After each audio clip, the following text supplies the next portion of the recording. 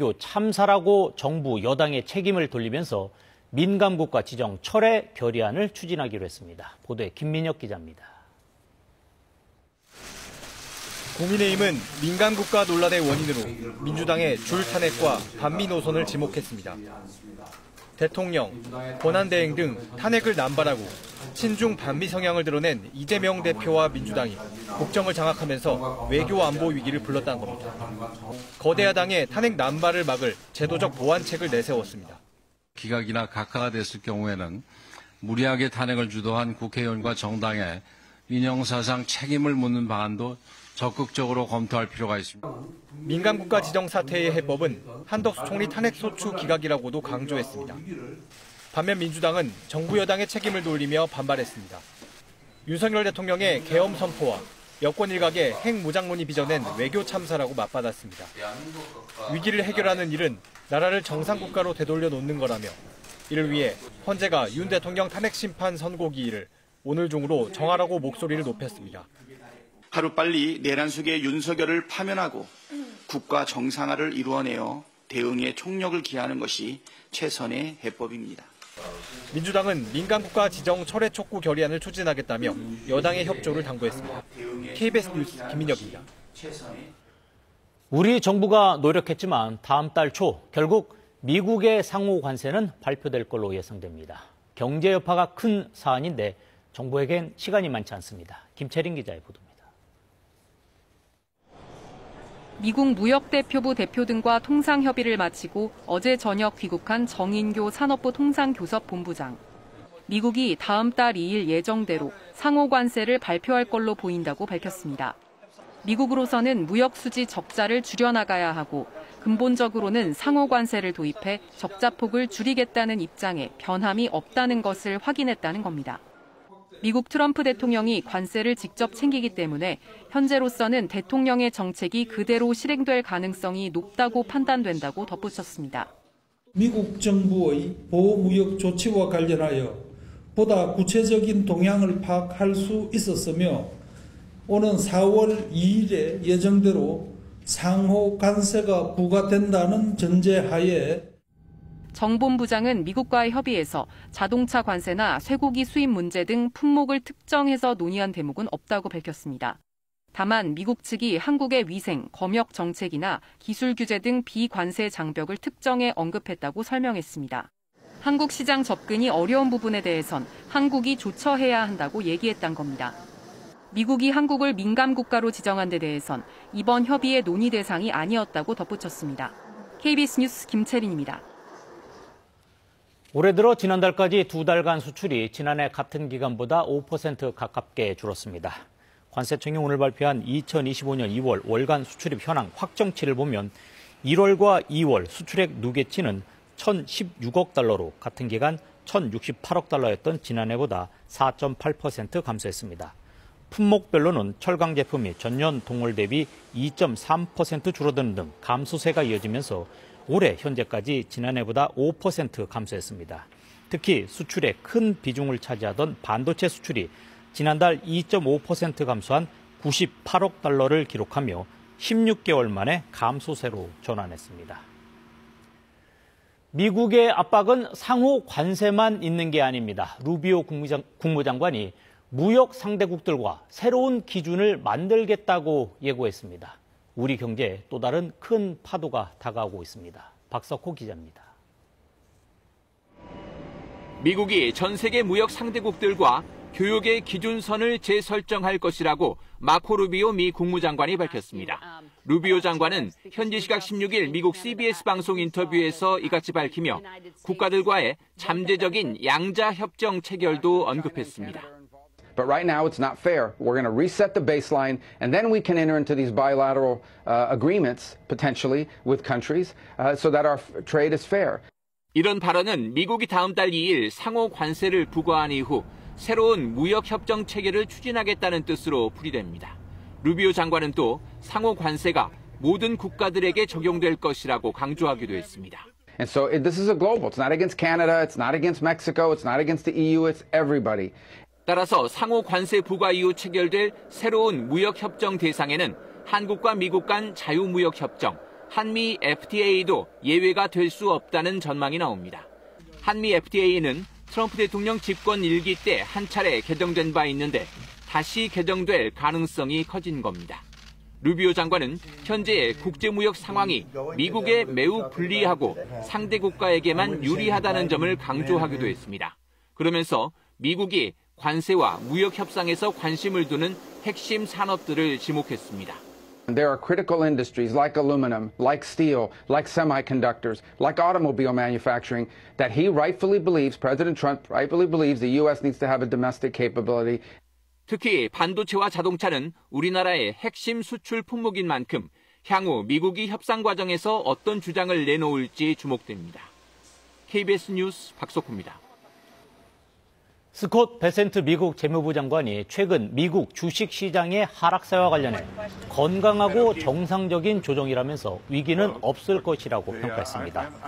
블룸버그 등 통신에 따르면 헤지펀드 매니저 출신인 베센트 장관은 현지 시간 16일 미국 MBC 방송에 출연해 이같이 밝혔습니다.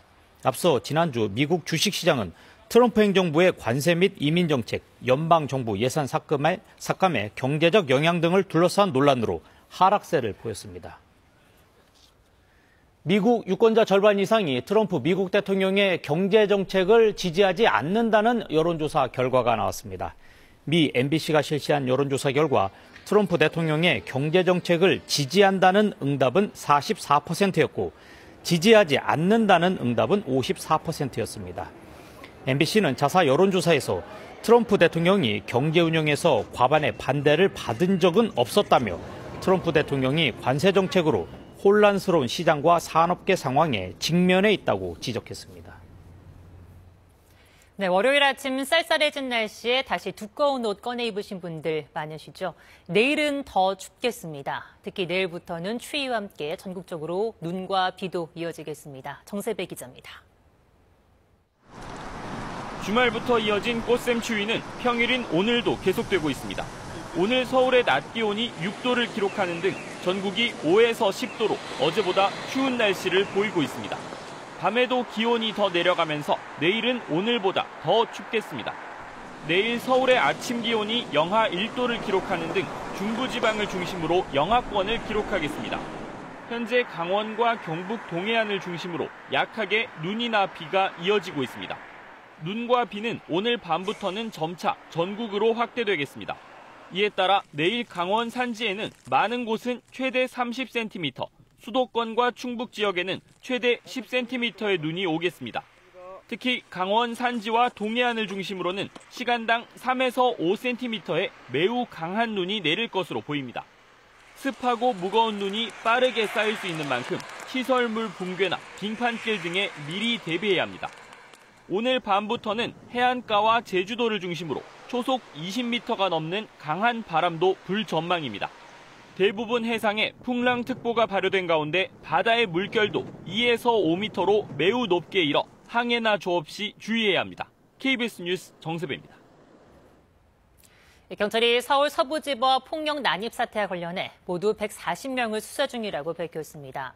또 전광훈 사랑제일교회 목사에 대한 내란 선동 혐의 관련 수사도 함께 진행하고 있다고 밝혔습니다. 공민경 기자의 보도입니다. 경찰 국가수사본부는 오늘 서울 서부지법 폭력 난입 사태와 관련해 모두 140명을 수사하고 있다고 밝혔습니다. 이어 모두 92명을 구속했다고 덧붙였습니다. 남은 40여 명에 대한 수사도 계속 이어나가고 있다며 경찰은 법과 원칙에 따라 신속하고 엄정하게 수사하겠다고 밝혔습니다. 또 정광훈 사랑제일교회 목사의 내란 선동 혐의 수사와 관련해선 고발인 조사는 모두 마쳤다며 관련인 조사가 이뤄지고 있다고 설명했습니다. 다만 정광훈 목사에 대한 소환 조사 일정은 아직 정해지지 않았다고 밝혔습니다. 비상계엄 관련 수사에 대해선 모두 110여 명을 수사했다며 이 가운데 8명의 사건을 송치했고 사건을 이첩한 건 18명이라고 밝혔습니다. 아직 경찰이 수사 중인 피의자는 모두 85명이라고 덧붙였습니다. 경찰은 또 이재명 민주당 대표 등 주요 정치인에 대한 협박 문자를 보낸 배우자 수사에 대해서는 아직 수사 의뢰나 신고 제보를 직접 경찰이 받은 건 없다면서도 첩보 수집 활동을 강화하고 있다고 했습니다. 경찰은 액상대마를 구하려다 적발된 이철규 국민의힘 의원 아들 사건과 관련해서는 마약 제공 혐의자 1명을 추가 검거했습니다. 국수본 관계자는 이 씨 사건과 관련해 제공 혐의자 1명을 포함해 모두 4명을 입건해 조사하고 있다고 설명했습니다. 또 윤 대통령 석방과 관련해 고발당한 심우정 검찰총장 사건은 관할에 따라 서초경찰서에 배당했다고 밝혔습니다. KBS 뉴스 공민경입니다. 12.3 비상계엄 사태와 관련해 내란 혐의로 기소된 군 관계자들과 경찰 수뇌부에 대한 재판이 이번 주부터 본격적으로 시작됩니다. 서울중앙지법 형사 25부는 오늘 오후 2시 내란 중요 임무 종사 등 혐의를 받는 김용현 전 국방부 장관과 노상원 전 국군 정보사령관 등에 대한 첫 공판을 진행합니다.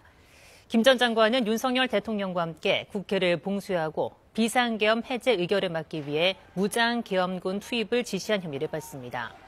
같은 재판부는 오는 20일 역시 내란 중요 임무 종사 혐의로 기소된 조지호 경찰청장과 김봉식 전 서울경찰청장의 첫 공판을 진행합니다. 네, 윤석열 대통령의 탄핵 심판에 대한 헌법재판소의 고심이 길어지고 있습니다. 역대 대통령 탄핵 심판 사건과 비교해봐도 최장기간 수기를 이어가고 있는데요. 법조계에서는 조심스럽게 이번 주 후반 선고 가능성을 점치고 있습니다. 김태훈 기자의 보도입니다. 헌법재판소가 윤석열 대통령 탄핵 심판 변론을 종결한 건 지난달 25일. 이것으로 변론을 종결하겠습니다. 선고기일은 재판부 평의를 거쳐 추후 고지해 드리겠습니다. 이상입니다. 재판관들은 20일 가까이 숙고를 이어가고 있지만 아직 선고기일을 잡지 못했습니다. 탄핵 소추안 접수 후 기준은 물론 변론 종결 후 수기 기간으로도 역대 대통령 탄핵 심판 중 가장 오래 걸리고 있는 셈입니다. 법조계에서는 양 당사자가 주장하는 쟁점이 많고 국론 분열 조짐까지 보이고 있는 만큼 헌법재판소가 하나로 뜻을 모으기 위해 숙고하는 것 아니냐는 분석이 나옵니다.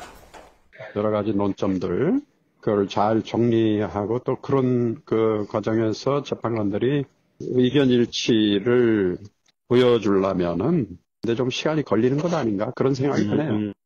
일각에서 헌재 재판 절차에 대해서도 의구심을 표하고 있는 만큼 논란 불식을 위해서라도 결정문 작성에 공을 들일 것으로 보입니다. 실제로 노 전 대통령 탄핵 심판 결정문은 61쪽, 박 전 대통령 결정문은 89쪽 분량이었는데 헌재는 비교적 쟁점이 간단했던 최재해 감사원장 탄핵 심판에서도 55쪽 분량의 결정문을 작성할 정도로 심혈을 기울였습니다. 헌재는 당초 대통령 탄핵 심판의 신속성을 여러 차례 강조해왔습니다. 장고가 이어지는 가운데 과연 이번 주 내에 선고가 이루어질 수 있을지 관심이 모아지고 있습니다. KBS 뉴스 김태훈입니다. 여야가 국민연금의 소득 대체율 43%에 합의하면서 연금 개혁이 언제 이루어질지 관심입니다. 이번 주 국회 복지위원회에서 연금법 개정안이 상정될 것으로 보이는데요. 다만 국회 연금개혁특위 구성 등을 둘러싸고 막판 신경정도 예상됩니다. 양민철 기자의 보도입니다. 내는 돈, 즉 보험료율은 13% 인상으로 합의했지만 받는 돈, 소득 대체율에는 1%포인트의 간극을 메우지 못했던 여야. 지난 14일 민주당이 소득 대체율을 기존 40%에서 43%로 올리는 안을 수용하면서 전격 합의됐습니다. 연금 모수 개혁안이 완성되면서 민주당은 이번 주 법안 처리에 속도를 내겠다는 입장입니다. 내일 복지위원회를 거쳐 이르면 이번 주 본회의 처리까지 전망하고 있습니다. 이 모수 개혁에 대해서는 우선 처리를 하고 연금특위 구성을 위해서는 추가적인 협의를 하면 되는 거니까. 하지만 국민의힘은 자동 조정장치 도입 등을 논의할 연금 개혁특위 구성이 먼저라고 주장하고 있습니다.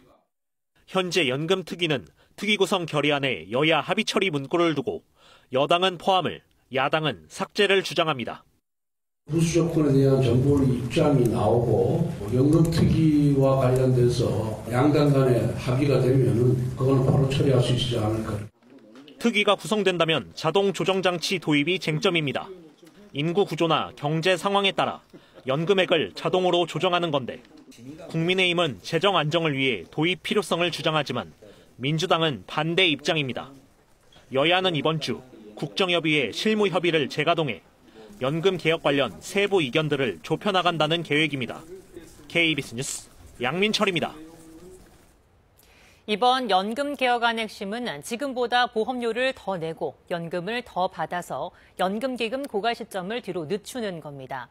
그렇다면 가입자 입장에서는 얼마를 더 내고 또 얼마를 더 받게 되는지 주현재 기자가 보도합니다. 새 연금 개혁안이 통과되면 이르면 내년부터 소득의 13%를 보험료로 내고 가입기간 평균 소득 대비 43%의 연금을 받게 됩니다. 일하는 동안 지금보다 보험료를 더 많이 내고 노후에 연금을 더 많이 받는 겁니다. 예를 들어 월 평균 소득 309만 원인 내년도 신규 가입자가 40년간 보험료를 내고 25년간 연금을 받는 경우 내는 돈은 1억 8천여만 원, 받는 돈은 3억 1천여만 원입니다. 지금보다 5,400여만 원을 더 내고 2,100여만 원을 더 받는 겁니다. 연간으로 따지면 135만 원을 더 내고 86만 원 정도를 더 받습니다. 기금 운용 수익률 목표를 5.5%까지 올릴 경우 연금기금 고갈 시점도 2056년에서 2071년으로 15년 늦춰질 것으로 전망됩니다. 이번 개혁이 국민연금의 지속 가능성을 높이고 미래 세대의 부담을 줄이고 연금의 신뢰성을 높이는 개혁의 시작점. 노동계와 시민단체는 이번 연금 개혁안이 보험료율은 대폭 오르고 급여 상승 효과는 적다면서 노인 빈곤을 해소하기 어렵다고 비판합니다.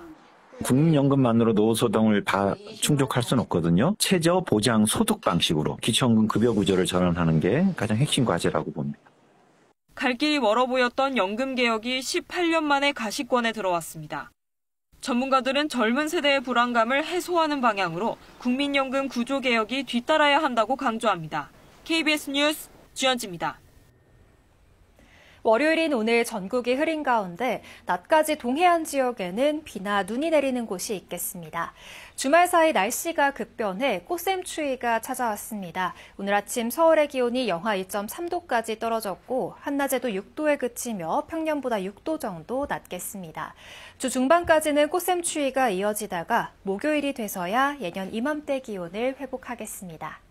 내일까지 바람이 강하게 불어서 체감하는 추위는 더 심하겠습니다. 현재 전남 남해안에는 강풍특보가 내려진 가운데 밤부터는 바람이 더욱 거세져서 특보가 확대될 전망입니다.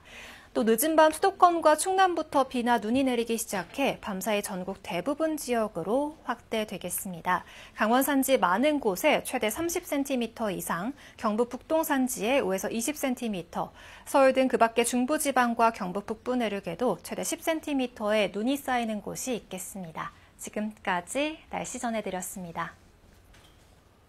트럼프 미국 대통령의 특사가 러시아와 우크라이나의 종전을 논의하려고 모스크바를 방문해 푸틴 러시아 대통령을 만났습니다. 이번 주 트럼프 대통령과 푸틴 대통령이 직접 담판을 벌일 수도 있습니다. 워싱턴 김경수 특파원의 보도입니다. 트럼프 미국 대통령은 현지 시각 16일 공개된 언론 인터뷰에서 푸틴 러시아 대통령이 우크라이나 전쟁 휴전에 동의하지 않으면 세계에 나쁜 소식이 될 것이라고 말했습니다. We are trying to get that with Russia too, and I think thus far it's gone okay. We'll know a little bit more on Monday, and that'll be hopefully good. 앞서 미국과 우크라이나는 사우디에서 만나 30일 휴전에 합의했는데 러시아는 이를 받아들이지 않고 있습니다. 일시적 휴식에 불과하고 논의할 문제가 더 있다는 이유에서입니다. 하지만 트럼프 대통령은 러시아와 협상이 잘 되는 것 같다며 푸틴도 결국 휴전에 동의할 거라는 자신감을 보인 겁니다. 트럼프 대통령이 모스크바로 보낸 위트코프 특사도 푸틴 대통령과 3시간 이상 회담을 하고 돌아와 긍정적 만남이었다며 분위기 조성에 나섰습니다. 위트코프 특사는 특히 회담에서 종전을 위한 해결책을 중점적으로 논의했다면서 이번 주 중에 트럼프와 푸틴 대통령이 직접 담판을 지을 수도 있다고 밝혔습니다. So lots of things that remain to be discussed, but I think the two presidents are going to have a really good and positive discussion this week. 이런 가운데 미국의 협상팀은 이번 주에도 우크라이나에 이어 러시아 협상팀과 만나 종전 논의를 이어간다는 계획입니다. 그러나 러시아가 우크라이나의 나토 가입 포기 등 보다 근본적인 문제 해결을 요구하면서 휴전 직전까지 치열한 영토 확보전에 나설 수도 있다는 전망도 나옵니다. 워싱턴에서 KBS 뉴스 김경수입니다. 미군이 예멘의 친이란 반군 후티를 공습했습니다. 트럼프 미국 대통령 취임 이후 미군의 최대 규모 작전인데 후티 반군은 미사일과 드론으로 미국 해군에 맞섰다고 주장했습니다. 두바이 김계영 특파원의 보도입니다.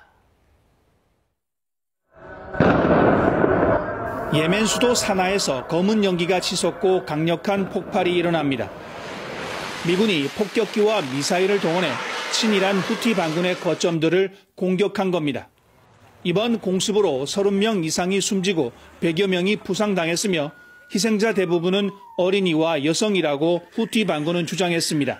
للمسيرة عن ارتقاء شهداء وجرحى وأن طواقم الطبية لا تزال تتعامل مع الوضع فيما يتم انتشال بعض الجرحى من تحت الأنقاض. 공습 작전을 화면으로 지켜본 트럼프 미국 대통령은 자신이 후티 테러리스트를 겨냥해 강력한 군사행동을 가할 것을 미군에 명령했다고 설명했습니다. 이번 공습은 가자 지구에 구호물자 반입을 요구하며 후티가 이스라엘 선박을 다시 공격하겠다고 위협한 지 사흘 만에 이루어졌습니다. 후티는 가자 전쟁 이후 팔레스타인 하마스 지원을 명분으로 홍해를 지나는 이스라엘과 미군 등의 선박 100여 척을 공격해왔습니다. The United States is taking concrete steps to eliminate the Houthis' capabilities and has designated the Houthis as a foreign terrorist organization. 트럼프 대통령은 후티를 지원해온 이란에 대해서도 미국인과 미국 대통령에 대한 위협을 중단하라고 경고했습니다. 미국의 공습에 맞서 후티 반군도 현지 시각 16일 미국 해군 항공모함을 미사일과 드론으로 공격했다고 주장했습니다. 두바이에서 KBS 뉴스 김계영입니다. 미국 중서부와 남부가 강력한 토네이도로 초토화됐습니다. 하루 사이 30명 넘게 숨졌고 수십만 가구의 전기가 끊겼습니다. 홍진아 기자의 보도입니다. 거센 바람에 나뭇가지가 부러져 날아가고 영상을 찍던 주민도 급히 창문을 닫고 대피합니다.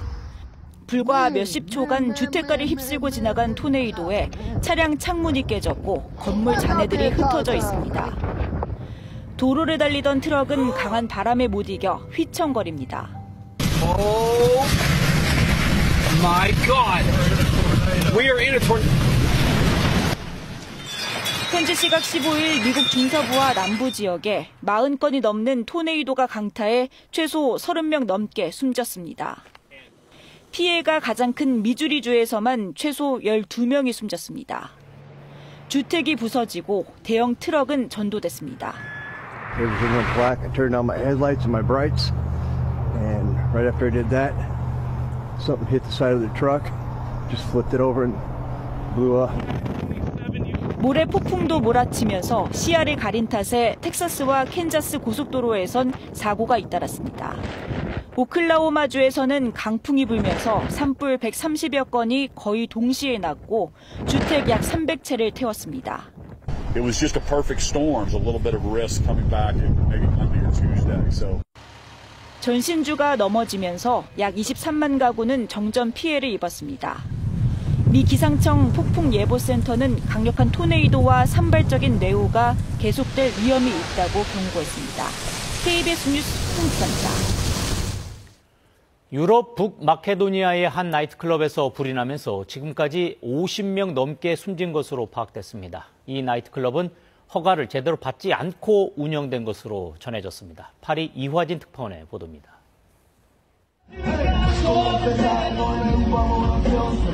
열창하는 무대 위 가수 주변으로 화려한 불꽃이 발사됩니다. 불꽃은 천장으로까지 높이 튀어 화염이 일기 시작합니다. 갑작스러운 화재에 음악을 멈추고 소화액을 뿌려보지만 불은 순식간에 무대를 포함한 나이트클럽 전체를 뒤덮었습니다. 현지 시각 16일 새벽 2시 반쯤 북마케도니아의 작은 마을 코차니에 있는 한 나이트클럽에서 난 대형 화재로 최소 59명이 숨졌습니다. 부상자 155명 가운데 18명은 위중한 상태입니다. 화재 당시 클럽 안에는 인기 힙합 가수의 공연을 보기 위해 약 1,500명 정도가 모여 있었으며 대부분 10대와 20대였습니다. Едва я встанах живо едва дишах и си издъхох накрая, ама сестра изгубих. 사고 현장을 방문한 북마케도니아 내무부 장관은 공연 중 조명 효과를 위해 사용된 불꽃 장치로부터 화재가 발생했다며 불꽃이 인화성 물질로 된 천장에 닿았다고 설명했습니다. 유족들은 슬픔 속에 사고 현장을 떠나지 못하고 있습니다. 북마케도니아 정부는 화재 초기 조사에서 나이트클럽이 적정한 허가를 받지 않고 운영됐다고 밝혔습니다.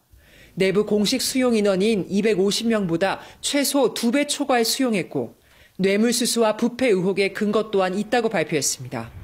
От страна на МВР во координација со јавното обвинителство се постапува во овој момент и во Министерството за економија, од каде се обезбедува документација поврзана со предметната дискотека, како и лица поврзани со истата. 유럽연합과 나토를 비롯해 불가리아와 그리스, 알바니아 등 인접국들은 애도를 표하며 사고 수습 지원을 약속했습니다. 파리에서 KBS 뉴스 이화진입니다. 배드민턴 세계 랭킹 1위 안세영 선수가 또다시 진가를 드러냈습니다. 안 선수